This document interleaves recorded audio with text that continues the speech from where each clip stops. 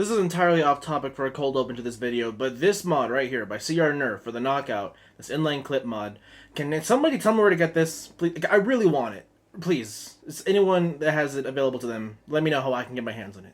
But anyway, my name is Jake, and welcome to this week's video. So to give a quick update before we get into the blaster we have here with us today, last video talked about how in pain my teeth were, and since then, the pain has actually gone away. I got checked out at the dentist. They said I need 2 root canals, possibly 3rd, depending on how that 3rd tooth looks.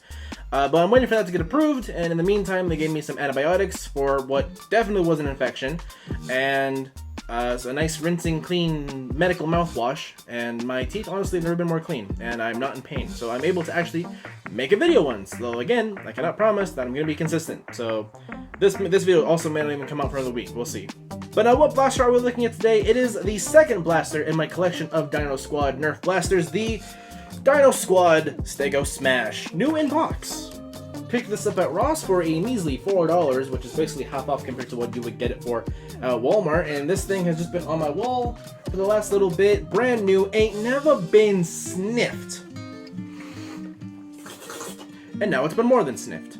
But anyway, I was actually going to keep this in the box for reasons we'll get into later, but I made a poll on Instagram saying whether or not I should open this and do a video about it, and nobody said no, but I got 4 yeses, so we're opening it up. And use my scissors here. Just you wait. When I get a trench knife, it's over for you whores.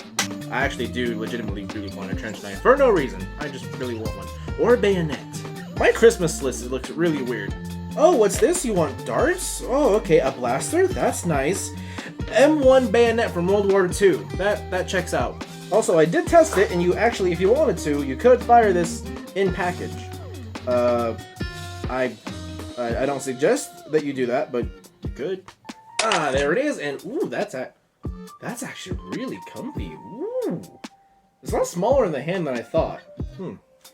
Nice, got some ammo storage there. All right, let's get the ammo out of here. I'm also now realizing I didn't take any inbox pictures. Shit. Oh well, that's a problem for future Jake when he has to make the thumbnail. Not only am I trying to get the darts, but I'm also trying to get the instructions because I'm building an instruction wall here, close to what Brett did, or is actively doing, although his currently is not as masterful as it once was, but it's still really cool. It's a really good idea, and he gets full credit for that. This is in no way an original thought.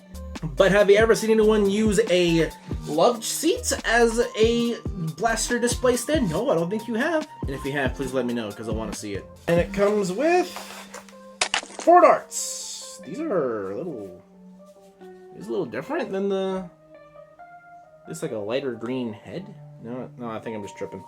Instructions though, are there any instructions in here? There's no instructions. Oh, it's a bit of a letdown. Oh, but there is a dart. I'm missing one extra dart. All right, a whole 5 darts. Amazing. Of course, these are elite darts, so you're probably not going to get a whole lot of mileage out of these. But just for first impressions, we are going to load one of these darts in and give Ramsey some action. It has been a while, and he has been aching for some abuse. This sounds really suggestive, but keep in mind we are talking about a plush chicken leg, so don't let your mind wander too far. So the trigger, it's there. It actually feels rather stiff. That's a choice, but the prime, really comfy prime, really smooth prime. There's a lot of weight in here. That's really, it's really front heavy. It's really front heavy. That's really interesting. But anyway, all right, Ramsey, here you go. Okay. It feels kind of lethargic, which is weird because it's a front-loading pistol, but the trigger is really weird. Does not pack a whole lot of power for as much noise as it makes.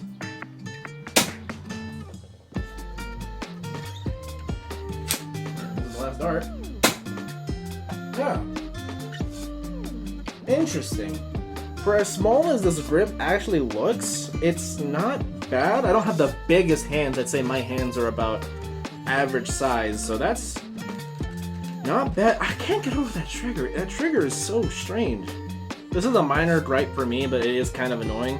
They painted Dino Squad on one side, but they didn't paint in the Stegosmash below it. Like, that's not... I can imagine it's only a few cents worth of paint there. You could have painted the Stegosmash so you know what blaster you're using a bit better. I also do really like these, the Stegosaurus plates on the back. That's like this flexible material, plasticky material. That's pretty nice. Abusing Ramsey is not the only fighting footage we have. I do have some footage at the range, but I also really quick want to introduce the first Dino Squad blaster that I acquired, the Tricerablast. One of the first videos I made, I'll link it in the description. Honestly, I really don't like that video. I was recording vertically at that time still. But yeah, my opinion on this blaster hasn't really changed at all. It's still really fun. I'm not gonna mod it. I'm not getting a second one. I still think this is really cool. 3 shots, Hammer Prime. It's a fun blaster.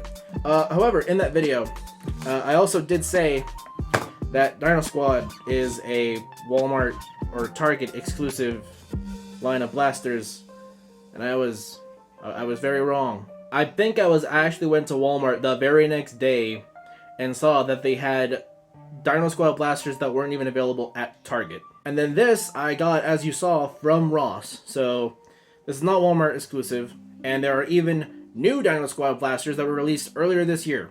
So we're not running out of Dino Squad blasters. It is not a Target exclusive. I am very wrong. You should not listen to me. And I'm probably going to regret that for the rest of my life. But nevertheless, these are very fun blasters. We're going to go to the range and shoot them. This one included, because I did include range footage at that time, but not nearly as good, or, well, good, as it is now. So, let's go to the range. Alrighty, so here we are out on the range. The bottle's set up. I've got the Tricerablast and the Stegosmash. We're actually going to start with the Tricerablast, and I mentioned that, yes, I have shown this blaster off in a previous video, but I don't think I did it justice with the fighting footage. So we're going to do some testing here on the range with some actual targets, and then move over to the Stegosmash, compare the two a little bit, and then go back inside and talk about it. I don't even want to bother using elite darts, so I've got both waffle tips and chilies that we're going to be loading this up and firing in just a sec.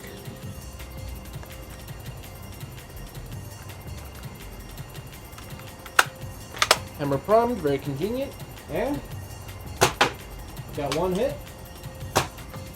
Miss, and right over the top. Reload. Switching over to the waffle tips now, my preferred ammo type. Now, if I remember correctly, this thing likes the chili darts more than it likes the waffle tips, so we're probably not going to get as much range out of these, but they should be just as accurate. And of course, it is a smart AR system in here, so it's going to go from best to worst as we get down the barrels. But regardless, it works really well.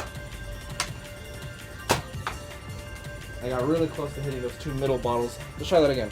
And because it's hammer primed, of course, you can use it one-handed, like so. And you don't.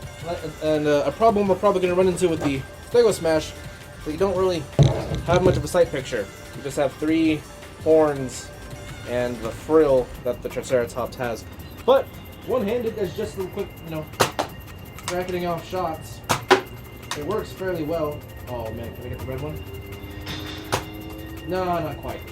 Of course, a very fun feature that the Tricerablast has is onboard ammo storage. So, I loaded up 6 of each ammo type. We're just going to be switching between them and reloading as fast as possible until I run out of ammo, and then we will switch over to the Stegosmash.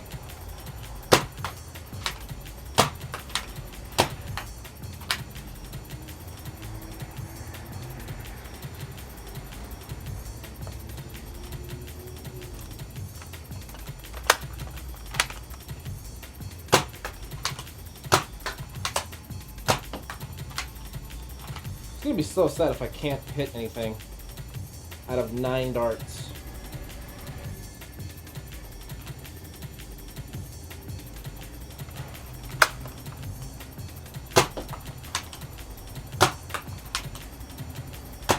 There we go, 1 hit out of 9, so a failing grade, but it's something.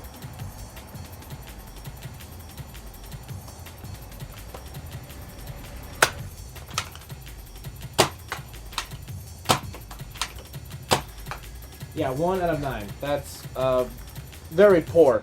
Although I wouldn't say it's entirely my fault. Look at what I'm shooting. But now the focus of our video, the Stegosmash, which is basically a Stegosaurus themed Nitefinder. Onboard ammo storage, gotta love that. And it has been a while since I recorded the opening bit of this video, but I don't know if I mentioned it. This thing is fairly heavy, and it has no reason to be this heavy. Like, it's not heavy, but it is, like, weighted. Like, it's very front heavy, which might aid in pointing and aiming it, but we'll see in a second. I don't expect much out of this, but I'm sure it'll be nice. Okay. Aim a little higher. That was too high. And for reference, we're aiming at the tall green bottle there.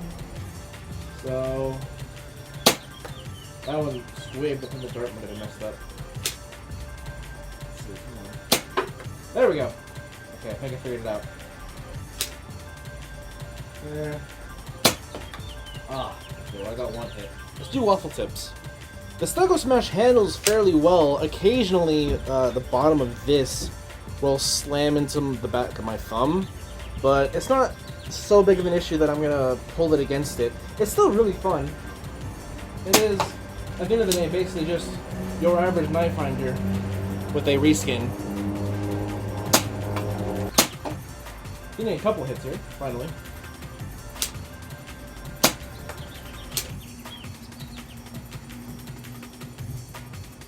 We got the waffle tips and the chilies and a bit of a pattern here, so we're just gonna fire those until rounds are complete, and then we'll go back inside and talk about it. Hit.